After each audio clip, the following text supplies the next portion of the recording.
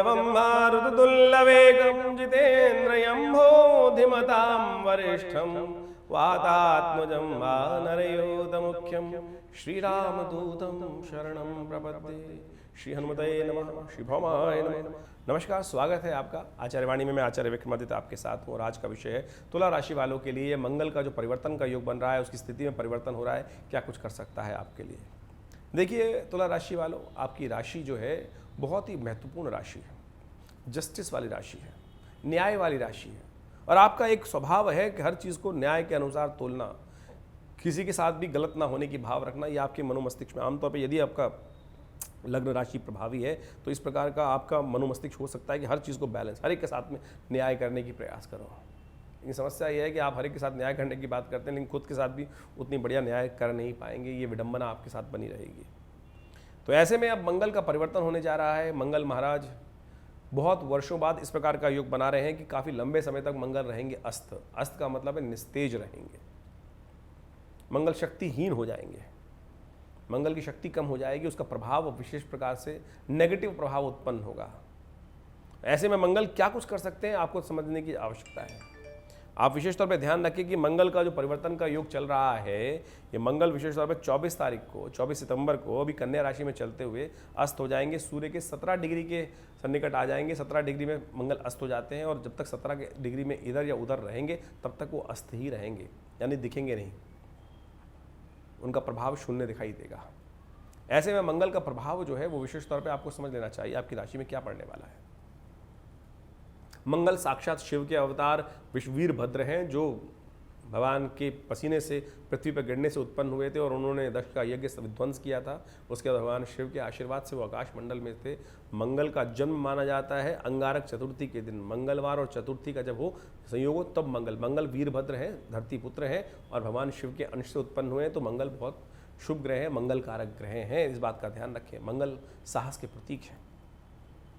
तो कुछ लोग मंगल के लिए विभिन्न प्रकार की बातें उत्पन्न करते हैं कि मंगल सेनापति हैं, साहस के प्रतीक हैं। अगर मंगल कमज़ोर हो जाए तो यानी आपका साहस आपका साथ छोड़ सकता है, आपकी हिम्मत थोड़ी कम हो सकती है, आपके अंदर जो आगे बढ़ के काम करने की इच्छा है वो कम हो सकती है, भाग्य के खेल बिगड़ सकते हैं, इस बात का ध्यान रखिए। मंगल आपकी राशि के अनुसार से कहाँ के स्वामी हैं?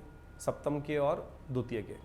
सप्तम भाव विशेष तौर पे दाम्पत्य जीवन का भाव माना जाता है, जीवन साथी का भाव माना जाता है, व्यापार का भाव माना जाता है।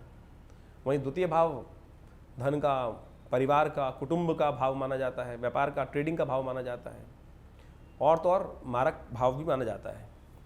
आपका विशेष तौर पर मार्केश मंगल है, ऐसा भी ग्रह योग दिखाते हैं। और द्वितीय स्थिति में तुला राशि वालों को बहुत ज़्यादा सावधान रहना चाहिए मंगल के अनुसार से। तो इन दिनों सबसे पहले तो ध्यान रखें, गाड़ी वाड़ी बहुत सोच समझ के चलाएं, सावधान चलाएं। आप आलस आ सकता है, थोड़ा से हल्की सी कुताही बरतने से नुकसान हो सकता है आपके विशेष तौर पे साहस का प्रतीक।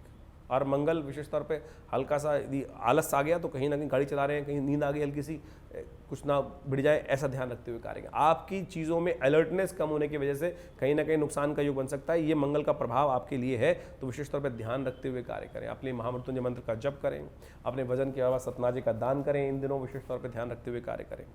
मंगल का ये प्रभाव करीब 115 दिन तक रहेगा, 4 महीने मान लीजिए करीब 24 सितंबर से लेकर 16 जनवरी तक ये प्रभाव रहेगा। तो ऐसे में जब मंगल विशेष तौर पर समझने, डेट वाइज समझने कहाँ रहेंगे, इन 4 महीनों में 115 दिनों में मंगल 4 राशियों में जाएंगे और सब में अस्त रहते हुए चलेंगे और सबका प्रभाव बड़ा विचित्र प्रकार का होगा। ऐसे में कुछ खास उपाय भी हैं जिनको आप समय समय पर करके अपनी समस्याओं को दूर कर सकते हैं। देखिए मंगल सबसे पहले 24 सितंबर को जब अस्त होंगे तो क्या होगा कि वो आप कन्या राशि में चल रहे होंगे, 5:30 बजे करीब अस्त होकर कन्या राशि में उस वक्त चल रहे होंगे, तब अस्त हो जाएंगे और फिर कन्या राशि में करीब 3 अक्टूबर तक चलेंगे। ऐसे में 3 अक्टूबर तक चलते हुए आपके 12वें भाव में रहेंगे और वहाँ आपके साहस पर, आपके संपर्कों में कहीं ना कहीं सेंध लगा सकते हैं। तो ध्यान रखते हुए आपको काम करना है। आपको विशेष तौर पर कोशिश ये करनी है कि आप अच्छे लोगों की सेवा, गरीब लोगों की सेवा करें, ज़रूरतमंद लोगों की सेवा करते रहेंगे तो बहुत सुंदर होगा। एक उपाय हम आपको बता रहे हैं, ये अवश्य करने का प्रयास कीजिएगा। मंगल आपके संपर्कों में आपके प्रभाव को बड़े लोगों के बीच में नेगेटिव कर सकते हैं। जो बने बनाए काम है वहाँ बिगाड़ सकते हैं, आपके प्रभाव को शून्य कर सकते हैं, आपकी अच्छी सेंध को, अच्छी जो आपका जो पर्सोना बना हुआ है लोगों के बीच में, उसको खराब करने का प्रयास कर सकते हैं। चरित्र पर लांछन लगाने का प्रयास कर सकते हैं। ध्यान रखिएगा, संबंधों को ठीक रखने का प्रयास कीजिएगा। कहीं ना कहीं कैरेक्टर पे कोई प्रश्न चिन्ह लगने के योग बन सकते हैं। इस बात का आपको विशेष तौर पर ध्यान रखने का प्रयास करना है। गरीब परित्यक्त स्त्रियों की सेवा करने का प्रयास कीजिए। किसी कोई रास्ते में कोई भिक्षुक मिल जाए तो उसको कुछ जो अपने सामर्थ्य कर सकते हैं वो करने का प्रयास कीजिए। हो सके तो शाम के समय भगवान शंकर के मंदिर में जाकर उनका थोड़ा अभिषेक कर लिया कीजिए। ये बहुत सुंदर उपाय है। इसके द्वारा मंगल का प्रभाव, आप नेगेटिव प्रभाव जो है वो कम कर सकते हैं। 3 अक्टूबर से लेकर 17 नवंबर तक मंगल जो है वो तुला राशि में रहेंगे। आपकी मेन मुख्य राशि आपके लग्न में उसका प्रभाव उत्पन्न रहेगा। ऐसे में विशेष तौर पर समस्या उत्पन्न कर सकते हैं। आपके दांत संबंधी रोग दे सकते हैं। सबसे पहले तो दांतों का विशेष तौर पर ध्यान रखने का प्रयास कीजिए। अननेसेसरी के दांतों के संबंध, पेट ठीक रखने का आपको प्रयास करना चाहिए। आपको व्यापार में कुछ ना कुछ कष्ट देने के योग दे सकते हैं, तो व्यापार को ठीक रखने के लिए आपको लगातार अलर्ट रखना पड़ेगा अपने आप को। आपकी भाषा में कोई नेगेटिव बात नहीं आनी चाहिए। कोई दुस्साहस भरा कार्य आपको नहीं करना चाहिए। दुस्साहस वाले कार्य की तरफ आपको बढ़ सकते हैं। और एक बात ध्यान रखिएगा, कुछ फक्कड़ किस्म के लोग होते हैं, वो आपको नुकसान पहुंचाने का कार्य कर सकते हैं। उनके साथ ज़्यादा न रहिएगा। जिनको कोई दिन दुनिया की कुछ चिंता नहीं रहती ना, अरे कर लेंगे, सब कुछ कर लेंगे, जैसे फक्कड़ साधु टाइप के लोग हैं, उनसे दूर रहने का प्रयास कीजिएगा। वो आपके लिए बहुत हानिकारक रहेंगे। इस बात का ध्यान रखते हुए कार्य करें। भाइयों का विशेष तौर पर ध्यान रखने का प्रयास कीजिए। तुला राशि वालों को विशेष तौर पर ध्यान रखना चाहिए, क्योंकि भाइयों का स्वास्थ्य बिगड़ने के योग बन सकते हैं। आपके संबंध उनके साथ खराब हो सकते हैं। आपके कारण से वो आपका जो प्रभाव है उन पर भारी पड़ सकता है। ये आपको ध्यान रखने की ज़रूरत है। ऐसे में क्या किया जाए?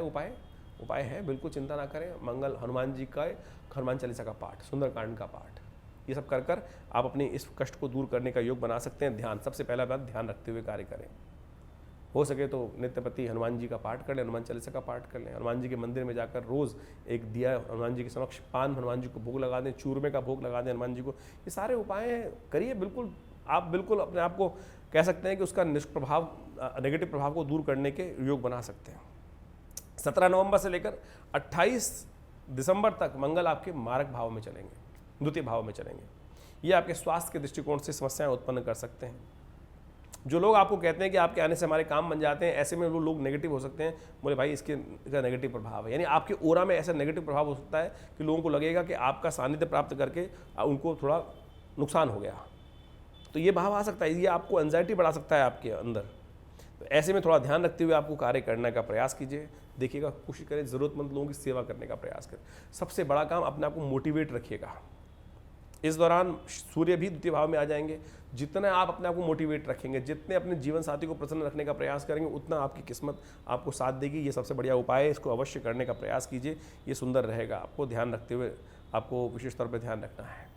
अपने धन को बहुत सावधान, लोन संबंधित बचने का प्रयास कीजिएगा। आपकी सेविंग्स कम हो सकती हैं मंगल के अस्त होने के कारण से, ये योग बन सकता है। तो इन सब चीज़ों के निमित्त हमने उपाय बताया है, आप उसको करिए। नित्य प्रति आपको लाभ प्राप्ति के कष्ट से दूर करने के योग बन सकते हैं। ऐसे में विशेष तौर पर अपने सबसे अंदर पॉजिटिविटी, नेगेटिव विचारों को त्यागने का प्रयास करें। लोग साधु चलत बाजार में ना, को हाथी चलत बाजार में कुत्ता भौंक हंसा, जो लोग बोल रहे हैं उनको बोलने दीजिए। आप अपनी चाल में मस्त रहते हुए काम करने का प्रयास कीजिए। थोड़ा सा ध्यान रखें इस बात का। तो आपके सबसे श्रेष्ठ उपाय हम आपको बताने का प्रयास करें। मंगलवार हनुमान जी के मंदिर में जाकर हनुमान जी को चोला चढ़ा दिया कीजिए। ये उपाय करेंगे तो बहुत सुंदर तरीके से आपको लाभ प्राप्त हो सकता है। उसके बाद 28 दिसंबर से लेकर करीब 16 जनवरी तक मंगल जो है परिवर्तित होकर धनु राशि में चलेंगे। और ऐसे में ये मंगल का प्रभाव आपके लिए बड़ा विचित्र प्रकार का रहेगा। स्वास्थ्य पर इसका प्रभाव गलत हो सकता है। आपका मोटापा बढ़ सकता है, आपकी स्किन डिसीज, रक्त संबंधित बीमारियां आपको परेशान कर सकती हैं। तो ऐसे में अपने विशेष तौर अपने को मोटिवेट रखना है। ये पराक्रम भाव है, और ऐसे में मंगल यहाँ पराक्रम में कमी लाने के योग बना सकता है। तो आपको विशेष तौर पर ध्यान रखना है। आप जबरदस्ती दुस्साहस कर सकते हैं, जाकर किसी अपने औकात से बड़े व्यक्ति के साथ बैल से भिड़ सकते हैं, यानी अपने आप मुसीबत को दावत खुद दे सकते हैं। इन सब दुस्साहस करने से बचने का प्रयास करना चाहिए। ऐसे में विशेष तौर पे ध्यान रखने का आपको प्रयास करें, नहीं तो कुछ दिक्कत होने के योग बन सकते हैं। तो इन सब बातों को ध्यान रखते हुए आप काम करेंगे तो बहुत सुंदर तरीके से आप कोशिश ये करें। नित्यपति हनुमान जी का पाठ, हनुमान चालीसा का पाठ, इसमें करने का प्रयास कीजिए। इसका प्रभाव फिर आप नेगेटिव कर सकते हैं। तो ये सब जो प्रभाव पड़ रहा है, ये हमने आपको बताने का प्रयास किया। इन सब के अनुसार से चलेंगे तो बहुत सुंदर तरीके से आपके ग्रहों का प्रभाव, देखिए ज्योतिष यही समझाता है कि आपके अनुसार क्या कुछ होने के योग हैं, कैसे आप उसको परिवर्तित कर सकते हैं। और इसके बाद भी आपकी राशि तो हमने बता दी, लेकिन आपकी जन्मपत्री में क्या योग बने हुए हैं, मंगल किस स्थिति में कैसे है, उन सबको भी विचार अच्छे से करने के बाद समझ लेना चाहिए और फिर कार्य करने का प्रयास करना चाहिए।